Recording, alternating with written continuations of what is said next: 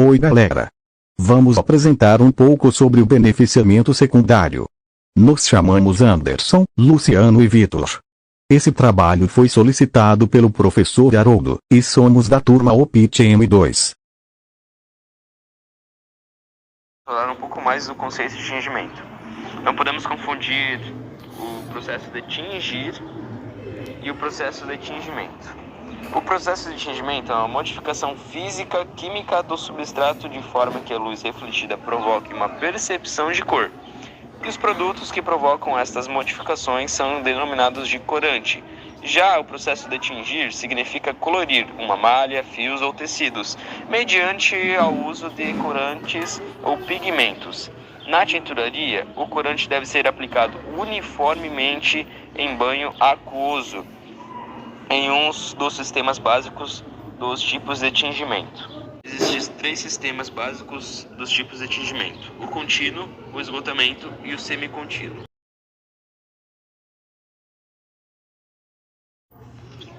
Esses processos são empregados em grandes quantidades de tecido.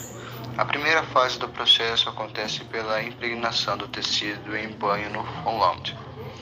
As etapas do processo de tingimento contínuo são: a impregnação das fibras no banho, passagem do tecido por cilindros espremedores, tratamento posterior à difusão no corante no interior da fibra de fixação, secagem do tecido. Tingimento semicontínuo apresentou-se como um ponto médio entre 2 processos contínuos. O processo de esgotamento caracterizou-se pela média produção e as interrupções, e os tempos prolongados das operações são compensados pela quantidade significativa dos substratos envolvidos. Tingimento por esgotamento. Nesse tingimento, o corante se desloca do banho para a fibra.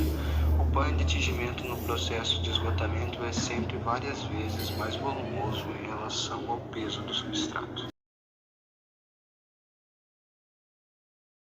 As vantagens do tingimento por esgotamento são: boa equalização, possibilidade de tratamento dos mais variados tipos de material, utilização de equipamentos convencionais pouco especializados. E uma das principais desvantagens é elevado consumo de água, produtos químicos e energia, e ciclos muito demorados. Corantes e seus tipos. Bom, a gente vai entrar um pouquinho na parte de corantes agora. O que são corantes? São produtos solúveis ou dispersáveis em água, que têm afinidade com as fibras, tendo a finalidade de promover a cor. Existem várias maneiras de se classificar os corantes, como por exemplo de acordo com sua constituição molecular, método de aplicação, etc. Os corantes se dividem em 3 partes: os corantes reativos, os ácidos e os dispersos. Os corantes reativos são destinados ao tingimento de fibras celulosas com características próprias e boa solidez, e são chamados de reativos pois reagem quimicamente com a fibra. Esse tipo de corante ele tinge algodão e viscose a 40 graus Celsius a 60 graus Celsius. Corantes ácidos são bastante solúveis em água e não são recomendados para algodão, uma vez que não possuem afinidade com fibra celulose, sendo entretanto largamente empregados para poliamida, possuem uma ampla gama de coloração e também as mais diversas propriedades com relação ao topo, tingimento e solidez. A temperatura vai até a 100 a 105 graus.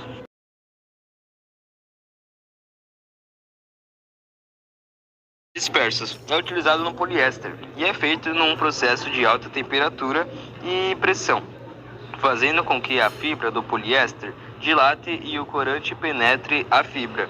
Em seguida, no banho é resfriado, voltando a fibra em sua forma original, ficando o corante no seu interior. E esse processo é feito na temperatura de 120 graus a 130 graus. Também existem os corantes brancos, que são conhecidos como branco óptico.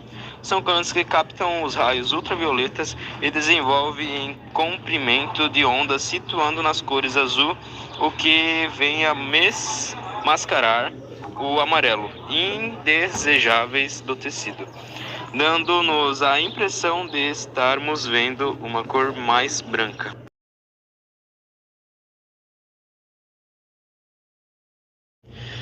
E nessa mesma parte tem a colometria. É a parte da ciência das cores com o propósito de especificar numericamente a cor de um determinado estímulo visual.